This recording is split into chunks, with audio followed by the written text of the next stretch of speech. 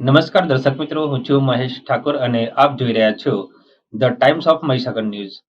નજર કરીએ આજના મહત્વના સંતરામપુર તાલુકાના આવેલ ગોઠીપ ગામે શ્રી એચસી સેન્ટર ખાતે અધિક્ષકશ્રીની ઉપસ્થિતિમાં થયો હલ્લાબોલ, જેમાં સંતરામપુર તાલુકાના ગોઠીપ ગામે આવેલ સીએચસી સેન્ટર આવેલ છે, જે લાંબા સમયથી આ ભાડા પર ચાલે છે અને આજરોજ ગોઠીપ ગામે રહેતા સીએચસી સેન્ટરના માલિક દક્ષિશ પટેલને ભાડા ચૂકવવામાં ન આવતા ત્રાસી કંટાળી જાય લોક મારી દીધેલ હતા, જેમાં તેની જાણ સ્ટાફના કર્મચારીઓએ સંતરામપુર તાલુકા અધિક્ષક શ્રી જે કે પટેલને જાણ કરતા તેઓ તાત્કાલિક ઘટના સ્થળે દોડી ગયેલ હતા અને ત્યાંના ભાડાના માલિકની બધી રજૂઆતો સાંભળી અને આશ્વાસનનું આપ્યું હતું કે થોડો સમય આપો, જે નીકળતું બધું ભાડું ચૂકવી આપવામાં આવશે. અને બીજો પ્રશ્ન ન પણ ઊભો થયો હતો અને તેના ગામના ગ્રામજનો અહીં બે વ્યક્તિઓ અલગ અલગ સીએચસી સેન્ટરના ફરજ પરના ડૉક્ટર ગીતાબેન તાવિયાડની ફરિયાદો કરી હતી અને આ સાથે સેન્ટરના ફરજ પરના ડૉક્ટર ગીતાબેન પ્રત્યે ગ્રામજનો તથા અમુક દર્દીઓ સાથે દુર્વ્યવહાર કરતા ભારે રોષ જોવા મળ્યો હતો અને ગ્રામજનોની માંગ ઉઠવા પામી છે કે આ સેન્ટર પર અવારનવાર આ ગીતાબેન તાવિયાડના કારણે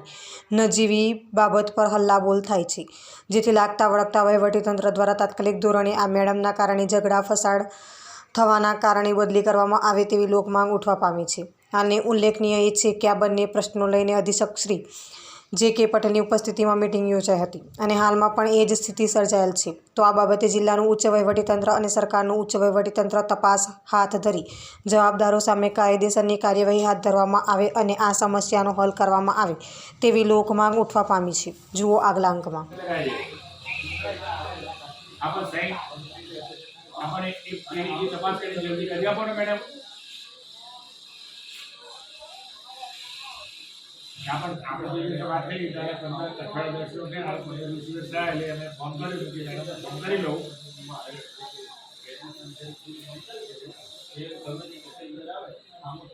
હા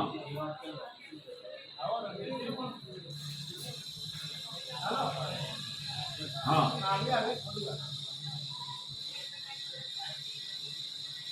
આપણે મેડમ મારા માટે કાંઈ છો આ મહિનાનું ભાડું નથી આપણે મારી દ્રષ્ટિએ સારું ના કહેવાય. અને એ પેલા ભાઈ તો આજે તો લોક મારી જતા બે બે આપણે અહીંયા ગોઠવી પાઈને લોક બોલાવડાવ્યું અને લાસ્ટ ટાઈમની હવે આવું એને કઈ ચીજ સમજાવી અભિમાન ઉભું કરે નહીં તો કહેવાનું. હા એટલે તમારા સાહેબનો નંબર મને વોટ્સઅપ કરેલો, સાહેબ ડાયરેક્ટ રિક્વેસ્ટ કરો તમે વાત કરી મને ફોન કરો અને અઠવાડિયું 10 દિવસ એવું કંઈ મને આપો તો એમને કહી દો કે ભાઈ બધા રાખી દો કે મને પૈસા આપી દઈશ. એટલું કરી આવો મહેનત નહીં. પછી રિંગ કરજો મને.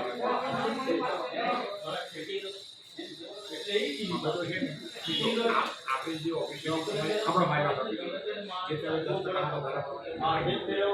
કોઈ 5 છેલ્લે ટેક્સ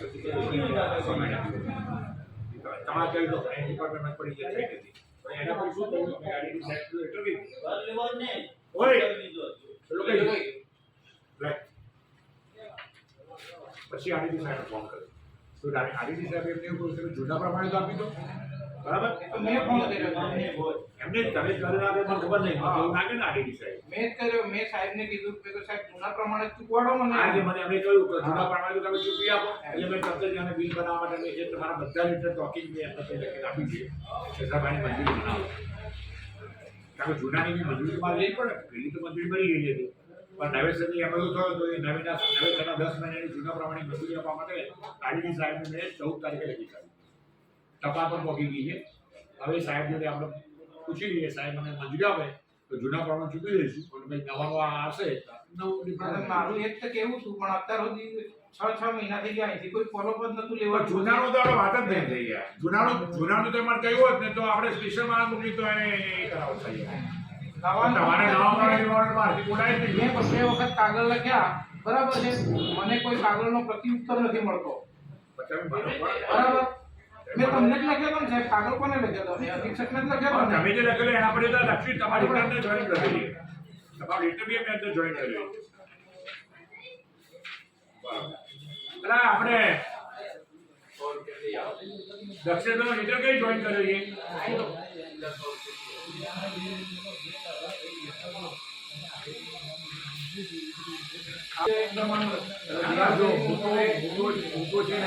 હું તો આવ્યો તારા મારે જેટલાથી થાય એટલું તમે આયા ત્યાર પછી તો અમને એમ જ લાગતું હતું કે સાહેબ આયા એની કામગીરી બી સારી થશે. આ કામગીરી પણ હવે આયા અમારે 10 વાગ્યા સુધી તો ડૉક્ટર નથી આવતા.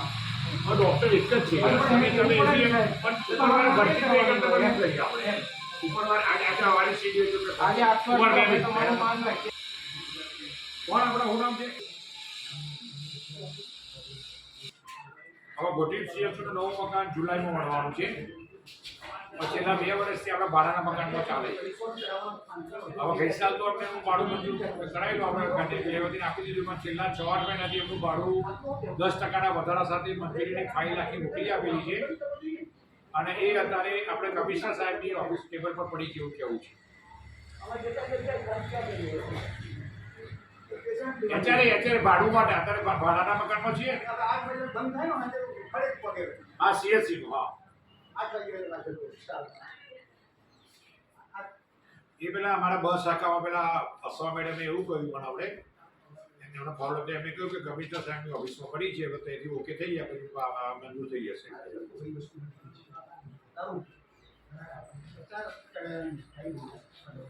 હા તો રૂરલમાં હા સામૂહિક આરોગ્ય કેન્દ્ર ગોઠી હો યાદ કરીને એટલું કરાવવાનું કારણ કે 8 મહિનાથી ભાડું નથી આવ્યું ને આજે તો એ તો યાર હવે બધા ગામવાળા બધું બંધ કરી દેતા હતા ઘણી ઘણી ખોલાવી બરાબર જરા એવો એમને યાદ કરીને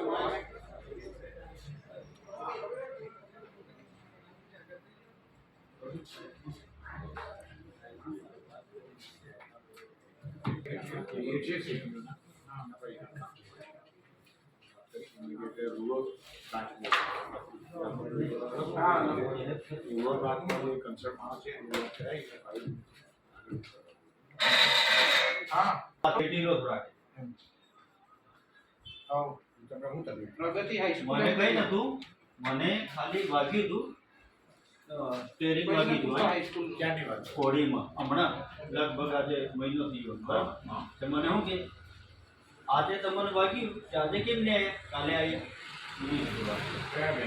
આ બે આપણે એવા ડૉક્ટર એકનો જ રહે ને એના કરતા હા. હેરાન થવાનું. એટલે એનું કોણ મને કદાચ નહીં અવાયું હોય તો બીજે દિવસ તો અવાયું નહીં હોય. આવી રીતે નહીં આટલે બધે સિટી રાખ્યા સિટી તો એવું ના પડે જાતે કે હે પણ બે ડોક્ટરને આ સાઈડ પર છે એટલે થોડુંક તમે સમજાવી જાજો. આ ચોક્કસ હા હું તો ભાઈ દર વખતે જાઉં છું બધાને બરાબર છે હવે અને આવું અભિમાન જાણે રે ડોક્ટર હોય માણસ ત્યાં ટેકે બેઠા હોય એટલે અટવું પડે બધે અટવું પડે એવું થોડું સેટી રો એમ કહેવાય ને કહેવાય કોઈ દાડો ને કે માણસો કોઈ દાડો આવે ને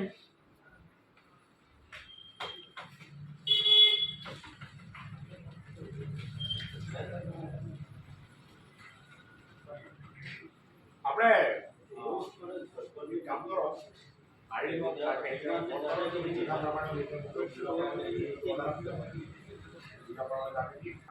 નહીં કહેવાય ને એમ મારું કહેવાનું. બીજો પ્રશ્ન છે. સરપંચ સાહેબ તમને પેલા કયા બેને ફોન કર્યો હતો?